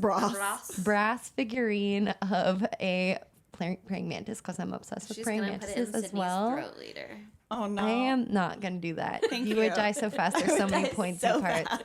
But I have named her Leatherface Blythe because She's gorgeous. Leatherface did win the poll of the name for my firstborn child. As it should. This does not count though. This is practice, firstborn child. Trying to, just be like, look, I already named my very important child. No, this is just so you can get used to Fine, whatever. calling Lil your child. LB. Little LB. LBB. Little LB. But anyway, so I just love moths, and I love that this moth is goth, and I love that Yes. he loves a goth moth, and that he has to, Import them special. yeah, and do all this niche shit. I don't know if I'd do that. I feel like I'd kill. I one time did one of those butterfly, like build your own butterfly, but you like raise them from caterpillars, and then I messed up the timing. So I didn't hang it out in time, and so they all uncrystallized inside the box, and they were all deformed, and I cried hysterically. It was deep. This is I'm sharing a lot of personal childhood trauma. This is Monica's This movie's about childhood villain trauma. origin This is my story. villain origin story. Those were her lambs. Those were my lambs. Oh my god, the lamb part is so fucking crazy. But yeah, I love the moth. I love moth, and so I just wanted to say that. But okay, back to the cage. The cage is so The gilded cool. cage The that we gilded keep Hannibal in. I love that Clarice comes back because she's trying to get more info because she doesn't believe him. She thinks he's lying because she knows that he lies. He's a liar who lies. He is just like me. I love to lie. He Who loves to lie. doesn't? A little for a fun time. You gotta do a lie sometime. And that's when she finally reveals her little lamb story, which is super disturbing. Yeah, that's like real fucked up. Because goats and lambs and sheeps and shit, when they scream, it sounds like a person. So I don't blame her for waking up in the middle of the night from that. It's very terrifying sound. And it's also this whole interesting thing where the first personal question he asked her when he was trying to be like, you give me a little of you and I'll tell you something. Yeah. Is like, what was your darkest childhood moment? And she's like, when my dad died. And he's like, I don't buy it. He digs a Wrong. little deeper. Eventually he gets to this moment. And it's this whole interesting thing because it's like, her dad was the only person she had left. He was everything to her, she said. So she's lost this now. He's got nothing. Yeah, she's like lost her place in the world. She's feeling alone. She only has herself now. She's with these strangers. And then she like can't even, she's like, I thought if I could just save one lamb. And then she can't even do that. She's losing her faith in the world. She's now losing her faith in her own abilities. Like, that's her darkest moment of, like, I was at the lowest I thought I could ever get. I thought I could just do this one thing to make the world a little bit better, and I couldn't. And now I'm dedicating my whole life to trying to help and be someone who can make a change and make a difference. Yeah. This is so similar to how I felt after the butterfly thing. I'm going to join the FBI. I'm here today to announce. I'm joining the FBI. Sorry, we can't take anything seriously, even though this is a very personal moment for Clarice. But yeah, I'm just glad. This obviously it's a pivotal moment. She learns so much. She gets the case file back that leads her to figure out the whole rest of the case later on. Yeah, exactly. The coveting, all of that. But I just love that we got to see Hannibal like do his thing in this movie. Like, I love that we get Buffalo Bill. I'm glad there's like different things to focus on here, but I love that we don't just have him in the cage the whole time. Like, he gets to do his freak shit, and you get to see like how intense it is. Because like that's my favorite part of the Hannibal show is the elaborate staging of the bodies. Like it's some of the most gorgeous gore that there is in the world, and I love saying gorgeous gore. Gorgeous gore. Gorgeous, gorgeous gore. Gorgeous, gorgeous gore. And so I love that we get a little taste here. Like, he is brilliant, and he looks so happy when he beats the ever-loving shit out of that man. He's in his element. He looks so good. He's so patient, Good too. for him. Because, like, I don't know how he got that pen after Dr. Chilton set it down on the bed in his original cell. Yeah. I don't know how he got it from his cozy little tucked up in his straitjacket, but he acquired that pen, and he said, and I'll be patient, and I'll wait, and I will He's playing the long haul. identify the perfect moment to put this to use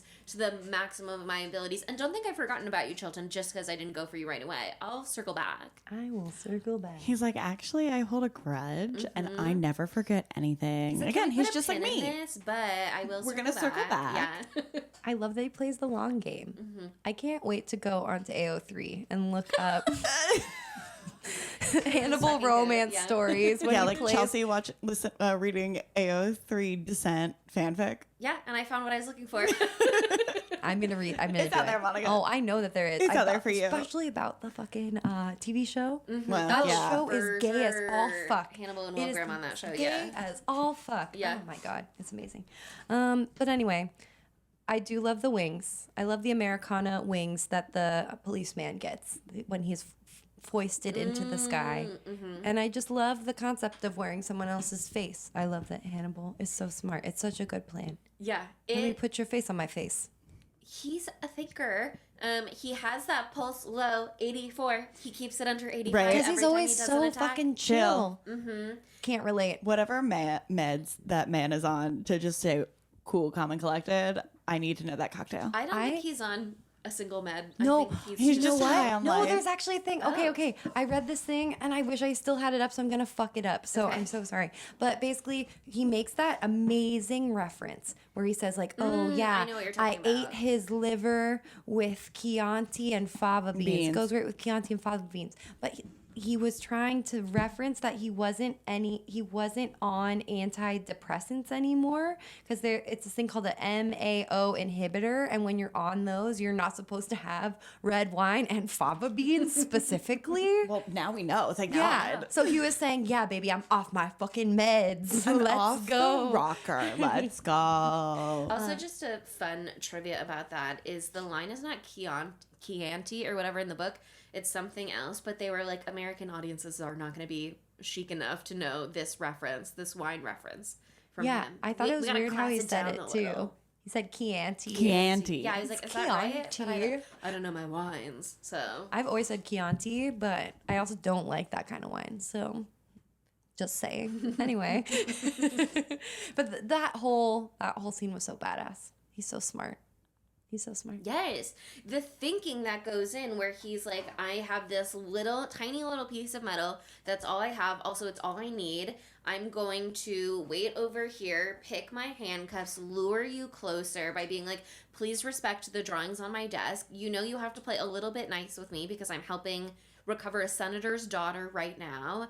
And so I have like a little bit of goodwill, or at least I have a little bit of sway. So please respect my drawings, on which I've done a gorgeous illustration of Clarice the Lamb. Yeah, Clarice as so Mother beautiful. Mary. What is that lamb horror movie?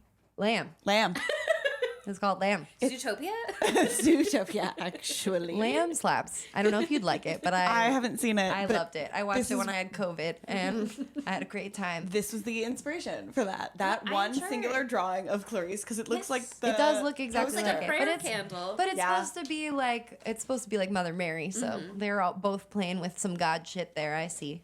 I'm picking up what they're putting down. But yeah, he gets him to move away from the desk, go closer to put the tray of food on the ground. All of a sudden, he's within grabbing range. Yeah. The other guy, he kicks the bars into his face. Like, he is fully in control of the scene, on top of his game. I just need to get you handcuffed real quick, and then I'm gonna bite you in the face. Like, my God, He has a Yeah. plan and he's sticking to it. He's sticking to he it. thought it through. He really thought it through, and Yeah. he pulled it off. And he's so good. This is his influence from the movie Magic, probably. Oh, of course, yeah. He's so good at the sleight of hand of being like, look over here so you don't see what I'm doing over here, actually. And he does that when he's like luring one in, and he's like, don't put it on the drawings. I want you to pay attention to the drawings over here so you don't see how close I am now. I want you to Not paying pay attention while I'm to- fiddling behind my back. Yeah, I want you to pay attention to the guy hung from the sheets who I made into an elaborate display, so you're not looking too closely at the guy on the floor who looks like his face has been messed up. I want you to pay attention to the blood dripping down from the elevator roof so that you're looking at there. You're not looking too closely at me again as my body is being taken away so you can quickly address what you think is your Me? suspect on the roof. Yeah. Yeah. He's so good at being like, look over here so that you're not looking over Misdirected. here. Yeah. It's like kind of like magic. It's just like magic. just like magic. Do you believe in magic? Oh my God. In a young boy's heart? Well, I feel like we need to talk about Buffalo Bill now and like the finale of this movie. There's some other Buffalo Bill stuff we haven't talked about so far. The Pit. I love the Pit. I love the The well. I love that. Yes, the well. It is a well. Catherine is so smart, luring Precious down in there. Also, she's such a fucking bitch. Love her. She's like, fuck you. You've given me Yes. scraps. I'm going to use it against you, you motherfucker. It was so interesting reading the Brooke Smith interview because I'm so sorry. You know how I'm always like, I don't know that I have that kind of will to live. Yeah, same. She talked about that, and she was like, I thought that was so interesting in the character because I kind of had that same thing where I was like, I can't imagine fighting this hard, going to this lengths, but she's smart, she's trying, and like identifying that difference in herself versus the character that she was playing, where she was like, I don't know, I would do that. She was like, I gotta go to therapy and address this actually, because like that's crazy that she didn't see herself in that and she had to reckon with that. I think it's interesting too because, like, you know, we've watched a lot of movies where shit's going down and happening to women, and there's many different ways that people deal with it, and I think it's fun here too because this is a movie that's supposed to be showing you things through a feminist lens. She's not like some girls in this situation who like try to ingratiate themselves and cuddle up to him or whatever and be like, you know, we're old chums, don't you like me, whatever. She's like, fuck you, fuck you, fuck you. This is like rage, like her unbridled rage at being put in this situation. I feel like that was cool. We also get her like really sad, so she's like crying like, I Yes. want my mom, I want my mommy. Yes, And then going when through that all the doesn't work, feelings. then she's like, actually go fuck yourself. Like she was Seriously. trying to like appeal to him in like I'm a person, I want my mom, I want this kind of stuff. And then where he's like, ugh, just put the lotion on, your skin needs to be puts supple. the lotion on its skin.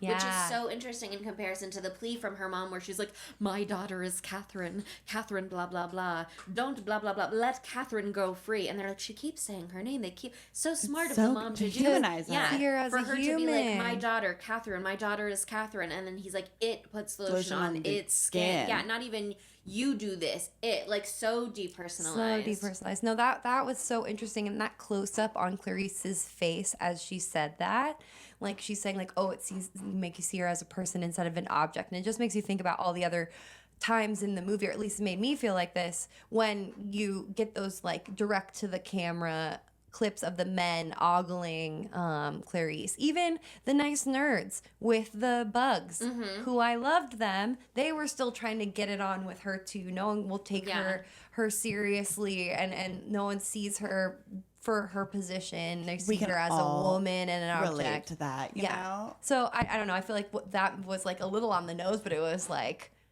well done. Yeah, it struck it right where it needed to be struck.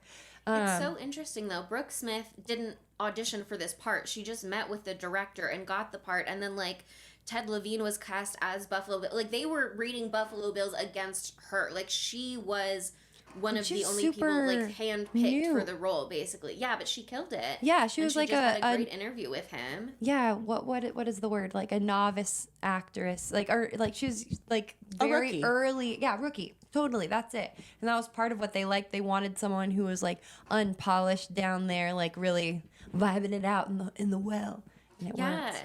But it's so, I mean, you should read the interview. It's so interesting because she talks about how, like, she had all of these nightmares before they started filming because she was, like, trying to prepare for the role, like, locking herself in dark cabinets and stuff like that to be, like, what's it like to be in this She's kind of... so method. Yes. But then when she actually was doing the movie, she was like, well, I was doing all this primal screaming, so, like, actually, I was getting rid of any whack energy down there performing in the pit, and everybody else was fucked up over it, but then I'm going and I'm having lunch with Ted, like, we're just chilling.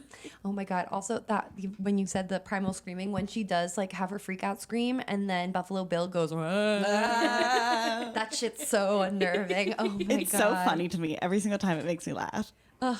Also, okay, Clarice, my queen, angel, genius woman, cracks the case. She's like, what do you covet? Covet things that are close to you. So realizes that the first girlie was a hometown girl that was probably friends with Buffalo Bill. And I just loved this. It's not so subtle, but like earlier on, there's an autopsy scene where they all do what I can only assume is cocaine before opening up the body bag. It did look like they were doing little bumps. Yeah. Jealous. It's an important part of the autopsy, of course. Is the pre-autopsy bump, of course. Gotta be lasered in. But they show the back, and the back is so disgusting, where there's these weird triangular pieces taken out of that woman's back. And the reveal that he is a seamstress, right? That he just loves to sew, and he's a DIY girly. Okay, what's wrong with that? Funny to me, like it shows that like homey dress, like with the triangle pieces. But yeah, she really cracked it.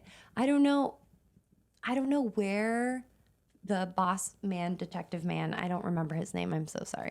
Crawford. I don't know Daddy. where he got his info, because there's that amazing scene where both Clarice and the FBI in general are both closing in on a house, and the FBI think they have it. They think they have Buffalo Bill.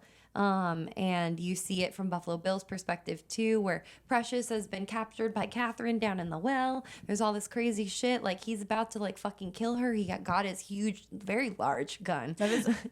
He's overcompensated. It was a big gun. It's a big gun. He doesn't like to use it. It's for emergencies only, okay? It's unnecessary. He doesn't want to scare the moths. The moths don't like gunshots. It's just to put people down. And literally. Yes. But he that wasn't his aim in that moment. He didn't want to do that. She drove him to that. It's her fault, actually. It's so her fault. Wow. Another unexpected take from Chelsea after the Juno thing in The Descent. But yeah, I just loved that fake out. I mean, you kind of knew it was coming because it would have been too perfect and there had to be some sort of exciting climactic ending. But like when he finally opens the door and you're like, fuck, it's Clarice and she's all by herself. And I loved just watching Jodie Foster's face as she's like realizing everything. It was just so good. She's giving so much face in this movie, and it's so perfect where you can see her in 1,000 moments where she's talking to Dr. Lecter. Just the tension in her eyebrows, even as she's smiling and being nice and sweet and like trying to appeal to him. Like you can see she's thinking so hard the whole movie. She really is. Yeah. Oh, man, it's so good, and I just love. Like, they really strike that balance where she is a strong woman and she isn't perfect. She has emotional baggage. She has still a emotional trainee. stuff, but she's still a trainee, and you can see that she's scared, but she's still capable, and you can be both. Like she's fucking terrified. She grabs her gun and she's like, she's like vibrating, It's just so interesting because, and I can see why they wanted to start the movie with that like drug bust training that she boofs earlier. Yeah. Because that is like what circles back at the end of like, she is really smart. She is really capable. She's really for sure good at like the psychological aspects and the academic aspects. But when she's in the field, we know she's already made a mistake at least one time where she wasn't like checking her own corner and she was with the team then. She's so alone you see her now. trying to compensate for that here, like really trying to catch every corner. And this is the thing where we saw her fail before, and now this is the thing that is gonna be make it or break it. And then it's so terrifying because like she meets Catherine. Catherine is a bitch, but she's mad. I get it. And he turns off the lights like that, like with his fucking spooky mask. Oh my god, I love that night vision mask that Buffalo Bill has. It's so good. I think I read something where like night vision was also relatively new at the time that they were like filming this. That's fun. That's cool. So new tech. They're like new to the masses. They have at their least fingers on the publicly pulse. accessible. Yeah. for the first Of time. technology. But yeah, I thought that was so terrifying. Just her abject horror, and he's just toying with her, and she keeps falling down, and all this stuff, and he's getting closer just to play with her. Well, and also like just as a woman, nothing is scarier than a man watching you in the dark. Yeah. You know what I mean? Like, And then she It's finds because you it know scary. they're there, but you don't know where. Yeah. Oh, woo. And he just makes a little noise, and she shoots him, but also shoots a window, and so we are able to see Yeah. what she's seeing. Well, I just love that because she had the whole thing where one of your senses is dampened, the other ones are heightened. She heard that gun click into position. Ooh, so good, so good. R.I.P. Buffalo Bill. R.I.P. R.I.P. You know He just was one- trying to figure some stuff out. One death that never gets talked about, maybe not never, I haven't listened to everything ever, that gets under talked about in this movie is the lady whose house that was when Clarice finds her in the bathtub. She was mushy, man. Yeah, and she's soup, basically, and it's like... Good soup.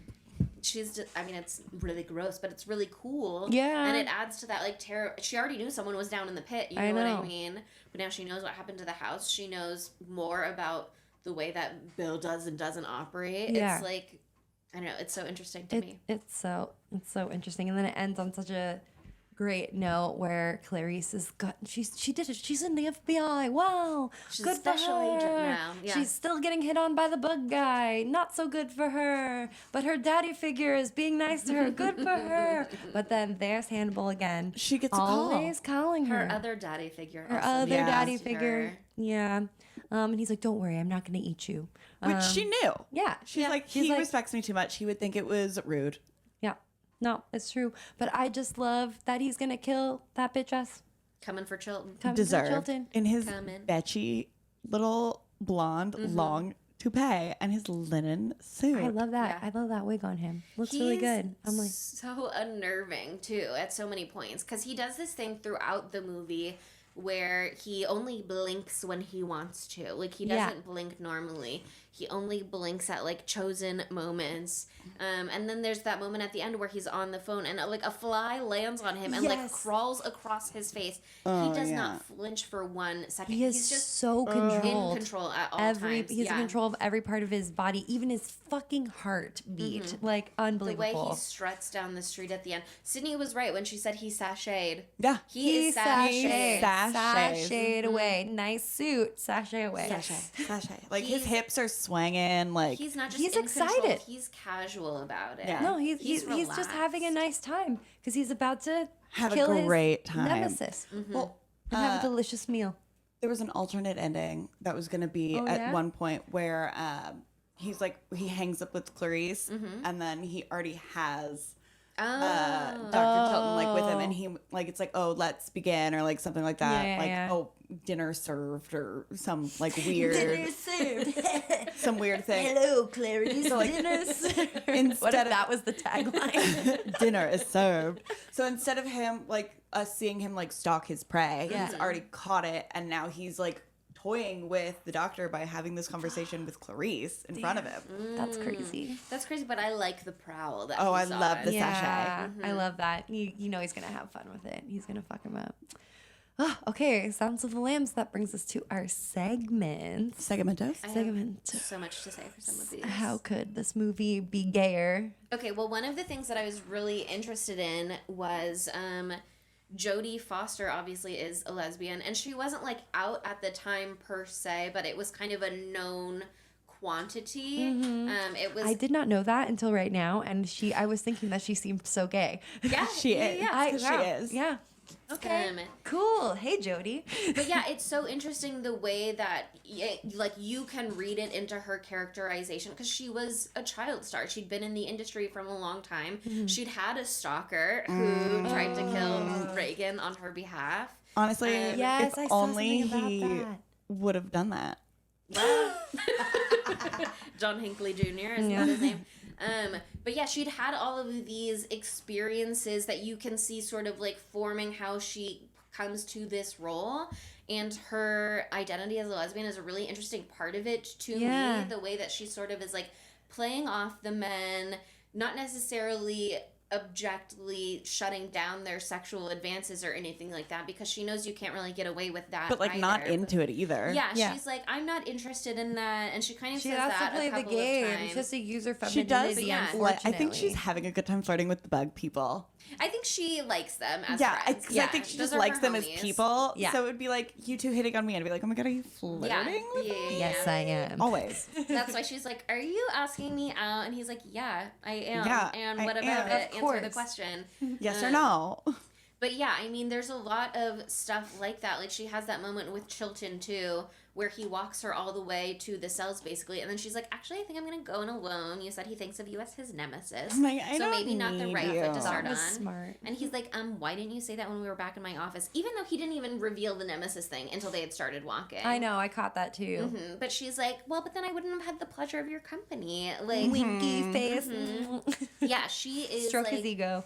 doing that where she can. But I also think it's so interesting, the discussion about coveting, because he has that line, Dr. Lecter has that line to her where he says basically, I didn't write it down verbatim in my notes, but he says basically like, don't you feel eyes on you, and don't your eyes seek out what you want? And to me, that so like taps into this sort of sapphic fear sometime of like, I hate being objectified as a man, and as someone who is also attracted to women, I worry that like the way that I'm attracted to women is going to come off as like predatory or like also objectifying in some way, where you're kind of like, that's something you're wrestling with. That's part of why I think things with Cindy are they haven't consummated anything. Yes, you know yes, what yes, I mean? yes, It's yes. all in the subtext for them still. Yeah.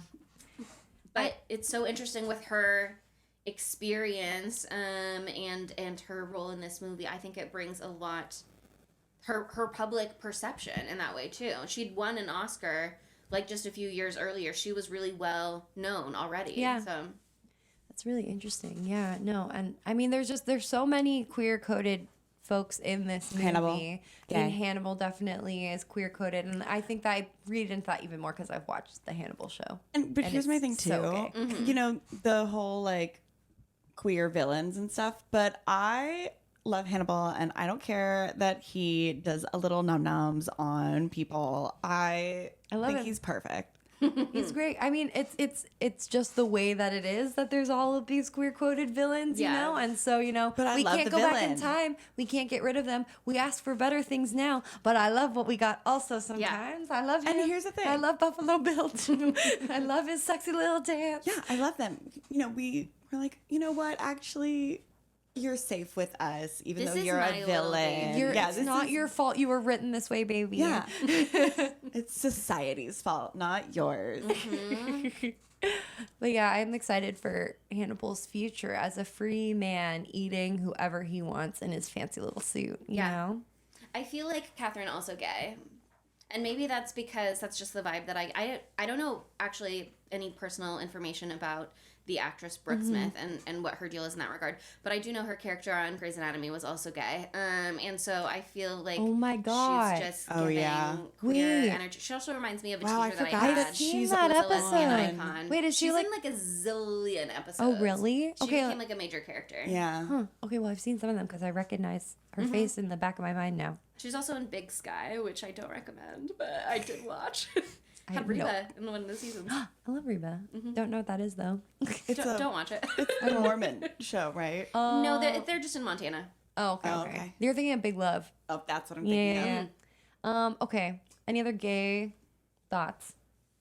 It's pretty just like gay on his face. Catherine's gay. Catherine's gay. I think Catherine and Clarice form like a friendship. They like don't sleep with each other, but they No. do Yeah. frequent lesbian bars together. I love that. Oh, I think they run into each other at a lesbian bar like 5 years from now, and then Oh, they yeah. make Yeah. friends. They're Yeah. like, oh wow, oh. They Clarice reconnect. is there with her girlfriend Cindy, and Yes. she's like, they kind of Catherine? make eye contact. It's kind of like, should I say something? Should I not say something? I think Catherine comes over first, and it's eventually like, okay, sorry, I called you a bitch or whatever. Right? Actually, I need to apologize for this. That's exactly it. Thanks, I still by have the my crusty way. white dog, by the Yeah, way. in my heart, Darla the dog may have been 16 or however old she was when she filmed this movie, but Precious had so much life left ahead Precious of her. had I so think, much life, yeah. because Catherine really needed that when she came out of the Totally. pit, clutching Yeah. the dog, unwilling to let go. She's like, I'm keeping this dog, actually. I loved that. I Neither love of that, us but that's like, deserve- that to be a trauma response, but That's gonna go home and be besties with her little cheaper. exactly. Okay, cool. So that brings us to Matthew Lillard. Where would we cast him in this film? He would have been really young. He could have been the cop whose face gets cut off. Oh. Or the cop whose face gets bashed in and he turns into a beautiful angel in I think the he sky. also would be one of the great bug guys. He would be a really good bug guy. He gives good bug guy. Yeah, for Right? sure. But he would've been Big like a bug little- energy. Well, the one bug guy who wasn't hitting on as much, I thought he was kind of cute, so he could be that one. Yeah. Okay. Yeah. Not skeezy bug guy, Not but like skeezy bug fun guy. side character bug guy. Who was like, these are the rules of bug chess. Yeah. Of course. Yeah. What are you talking about? Yeah, I feel like Matthew Lillard would be extremely into bug chess. Oh my God. He I can't wait could've to ask him one been- day. He Our could've first been- question to Matthew Lillard. I mean, that's What are the your priority. thoughts Yeah. on bug chess? Well, it's not about. I think he could have been like a good Clarissa's father in one of the flashbacks or something too, where you're just getting like a little glimpse, a little something, because that is like a role that has an emotional connection. You know what I mean? Yeah. It's also just like a touch and go. So he wouldn't take over, and you wouldn't be like, this is a Matthew Lillard's film. Because, you know, We would have. We would have been like, He's who is still- that he's the hot, show stealer sexy always. dad Yeah. in Silence of the But- Lamb flashbacks? but yeah. Okay, I like this. I like him as bug guy. I really like him Yeah. as bug guy. Yeah. I love it. Okay, and that brings us to the dumb bitch. Chilton? Chilton. Yeah.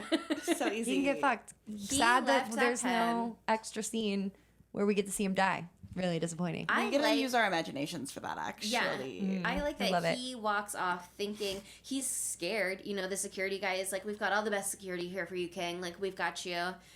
He is going to live in fear for the rest of his life, knowing that Dr. Oecker Which isn't going to escaped. be that long. It's also not going to be that long. Yeah. yeah. But I love that he like has this illusion of safety. He thinks at the end of the film because he's in a totally new place. Yeah. He's got security. Blah blah blah. But Dr. Wrong. Lecter's right behind him. Yeah, like walking 20 feet behind him. Sashay. And he has such like ownership over his patients. He like feels like he owns them, which is so clear. And it's also clear when you see like the tactics he uses to punish them after, like to punish Hannibal after he's led Miggs to kill himself, like blasting like, I don't know, is that an evangelical Yeah, priest? he said it was like church stuff. Church shit, like Leaves him in the 24/7. dark. Yeah. It's really that's Takes like his drawings. really fucked up psychological torture. I mean, Fuck that guy. he's Yeah. an ass. He's a dumb bitch. He is the dumb bitch. Everything goes wrong because of him. Yeah. So He tries to take matters into his own hands and Ruins it. he can't handle it. He can't handle the truth. He can't handle not being the special one. because he's like, Clarissa's getting you a deal. I'm looking into this because if anybody's gonna be involved It's in gonna anything, be it's gonna be me. me. I'm Can't the be star. a woman. That's because he's also in love with Hannibal. The psychosexual There love is Yeah. there. interesting stuff like that in the TV show as well. Oh my god. There's just a lot of elements of There's play a all the lot of time. elements Yeah. at play. Okay, that brings us to our knives out of fives. What did people think? Yeah, Chi-Dog. There is, you don't have a koozie in your hand, and you know the rules. I have koozie Leatherface in Blythe all in my times. hand. She's like, I've got a koozie in my heart. No, Yeah. you have to have it in your hand. That's not how it works. It's a metaphorical koozie ready Okay. at all times. Well, on IMDb, this movie got 8.6 out of 10. On Rotten Tomatoes, it has 95% fresh from critics and 95% fresh from audiences. But it also won 1 bajillion Oscars. It has Best Picture, Best Actor, Best Actress, Best Director, Best Adapted Screenplay, Best Sound nominee, Literally Best Film Editing sweet, nominee. the big five. Yeah. That never happens. Also has a 1992 People's Choice Award for Favorite Drama Movie winner. The most important. But it like is not just critically acclaimed. Like it was a smash hit pretty much as soon as it came out. On IMDb trivia, it said that the movie recouped its budget in its first week of release, so that's really impressive. Fucking crazy. It stayed on top of the box office for 5 weeks. It just really was setting records, and yeah, like we said earlier, it was really surprised because people thought it would be a flop after Mindhunter didn't do that well. But it was so successful that it like spurred all these other sequels, both books and movies. I saw that they were thinking about maybe making this like a direct to VHS release. Well, it's because Orion was fucking failing. That's the film house or whatever. And what was the other movie that they had coming out at the same time? I can't remember what it is right now, but they put that one out first, and then they pushed back this release. It came out on fucking Valentine's Day. Yeah, This is exactly romantic. how this is love that. absolutely going to be a Valentine's Day No, I Movie love from that. here on movie out. from here on out. I love that. And I just think it's also interesting, though, the only other 2 movies that had done the sweep before were It Happened One Night, which was from 1934. I haven't seen that. And then One Flew Over the Cuckoo's Nest from 1975. It's just interesting to see what the 3 movies were. They're all over the place. A fun little trivia about that on trivia, IMDb trivia said, coincidentally, in all 3 films, a character instructs another character to quote, put or quote, throw something, quote, in the basket. So... How interesting that basket throughout. That's the secret, filmmakers. Okay. Reference a Throw it in the basket. basket. You gotta do the Reference basket. Okay, cool. Well, who wants to go first with their rating here? This movie, so fucking good. Is it a problematic fave? Sure. Yeah. But Sure. it is a movie of its time. Yeah. But it is so good. You can this is a comfort movie for me, so I watch it a lot to go to sleep. Because it's it like stands for you. It's like aesthetically, Calming. it's calm. Nobody it's shouts dark. at her in that one moment. It is just like There's only one cum shot. yeah, and everybody knows you got to come before bed. That's, Everybody knows. that's how you fall asleep. Yeah, Silence of the Lambs and an orgasm is exactly how you go to bed every single night. Sweet Jesus. Just knock it out. So soothing. me and Migs both knocking Ready it for out your- before bed. 5 out of 5. Amazing. I mean, yeah, I'm like thinking about doing the same thing. Maybe I'm gonna knock it down to a 4 point. Not that part. She's also good. Sure, Monica. I think I'm just gonna knock one out and go to bed. No, I'm gonna give this one. I'm gonna knock it down 0.1 just because I learned about all the trans context and I hadn't really thought about that before. So I'm gonna give it a 4.9 out of 5 for that. But I do still love Buffalo Bill. I do love how they created the character, and I loved his aesthetic. I love his little nipple ring. His tattoo is cool. I love his Which tattoos. is very like Adam and Eve, apparently, maybe taking Oh the ring yeah, from Adam. that's what to it make was. Eve. Yeah, so he's Adam. That's what that was. Creating a woman. It's really, really. Oh yeah, that's really interesting too. I love that detail actually, like a lot. I thought about that while we were watching, and I was like, oh, it's an Adam thing, but what does it mean? And then I never thought about it again. Transatlantic accent coming back. But yeah, 4.9, and I just love like the feminist aspect of it. I thought it was really well done, giving us like a strong female character that's got all the real things a woman is going on, you know, like navigating the workplace, being, you know, having to be nice even when you're faced with this disgusting shit. Like bringing Crying your at your baggage, car sometimes crying in your car, sucks. all Gotta the cry in your car. time. Being scared because it's scary, but still being capable and fighting through the fear. Like, it just really, really good. So 4.9 from me.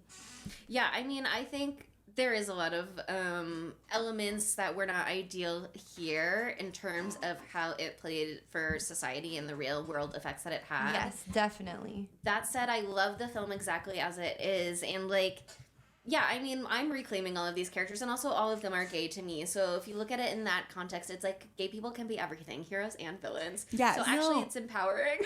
Yeah, I was thinking about that. I was like, it's like that's the only representation we were getting, so that's why it's Yeah. bad. But also, like, there's That's been the gay people who thing. have killed people. Yeah. Yeah, don't erase But their it's not. stories. Yeah, Gay people can do crimes. They and can do whatever still they want. need Just to how- exist. Their Crimes. stories need to be told. Yes. women can do everything, and gay people can do everything, and that includes murder. There. They're capable. Don't erase their capabilities. Yep.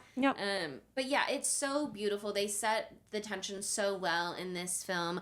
I love how they really zeroed in on Clarice's perspective for so much of it, Catherine's perspective for so much of it, the goodbye horses scene happening at the same time that Catherine is luring Precious Yes. into the whole, like, it's all done so well. It's interesting. There was a quote from like John Carpenter on IMDb trivia where he basically was like, I think it was really weird that they centered it on Clarice because there's a lot of other scary stuff that could have been going on, and it's like, no, you don't get it. This is she's actually the entry point don't to the get film. it. Like, you, without her grounding everything, bringing in that emotional reality, you being so close to her, witnessing every emotion like play across her face other than what she's carefully schooling away, and you can see her working at that, and then having Hannibal Lecter stare right into your eyes, like, that is the difference between him being a very terrifying person in our real world versus being like a Batman villain. You know, Yeah. he's not the Joker. You know what I mean? Yeah. This is real. This is real, and this is scary, and this is this is not cartoon. You know Yeah. what I mean? And I think they do. That is such an important element to really just have the film taken in a way that makes it so scary and so real and so visceral and volatile. Yeah. And I think the artistry that went into making this film is so flawless. So for me, Yeah. it's Five Knives. Hell yeah. This movie's so good. It's so good. Oh, okay. It's the season premiere. I think it Season went great. premiere. Look at this, y'all. We have chemistry in person. Oh my God, We were I very love nervous. it. We were like, what if we actually hate each other? I love this so much. I'm so sad that we can't do this every week. I've been having so much fun staring deeply into both of your eyes. Playing footsies throughout. under the table? Yeah, Like, there's a playing lot of footsie? stuff going on under this Nobody played table right footsie now. with me. No, we're There's not. some hand stuff happening under the table. Yeah, that's why Sydney was quiet for a while. She's gonna take a nap. Now after it's this. nap Yeah. time. Oh my fucking god. But yeah, we're kicking off season 4. It's October. It's Sydney Palooza. We're going crazy. Sydney-palooza. We're going scary. We're going with a movie that deeply disturbed me when I first saw it in theaters in 2018. We are doing Hereditary, Ari Aster's masterpiece. And are you excited to see Toni Collette, lady? I Our love girly. miniatures. I love Toni Collette. There's gonna be lots of through lines from Saw and this film and The Descent, etc. What about our guy, the star of the Naked Brothers band, Alex Wolff? I just can't wait to watch this movie sober. I am so scared to watch it again. I watched it that one time. I almost Yeah. broke both of my friends' hands that I was with. I was like surrounded by Hawk and Duncan, and I crushed their hands with my full force of my body. So I'm gonna have to not watch it alone. I think Yeah. that's the main Making thing. Adam watch this. Oh God, yeah, we'll Yeah. figure it out. Maybe we'll watch it together. Okay. But okay, that brings us to the end of the episode. We have to ask, what is our poll question? The only thing I can think of is, would you fuck me? And the answers are, I'd fuck me or no. But I think we can do better. I'd fuck me or I'd fuck me hard. Okay. Which one would you do? Are you gentle and soft? No. or- We're going to get fucked hard. Yeah. Thank you. Is that going to be the poll question? I think it's great, actually. yeah, I love it. That's Okay. the only That's thing it. acceptable. That's perfect. Okay, cool. Well, as we always say, as we always remind you, you should give us a 5-star review on Apple Podcasts and Spotify. Five stars. Because we're all together and it's so exciting. And it's our season 4 premiere. Season 4, we're back. It's going to be extra sexy, extra fun, extra scary this season. Very spooky. For reasons that no one knows why, but it will be like that. Because we say so. Because we said so. So give us a 5-star review. Also, why not follow us on social media? We're at Spooky_Tuesday on TikTok, Twitter, Instagram, and YouTube. We're also on Tumblr and Facebook at Spooky Tuesday Pod. And Facebook? It's Facebook. And we're also on Letterboxd at Spooky Tuesday. And so I'll say to you, thank you for listening. See you next Tuesday. Bye, Spookies.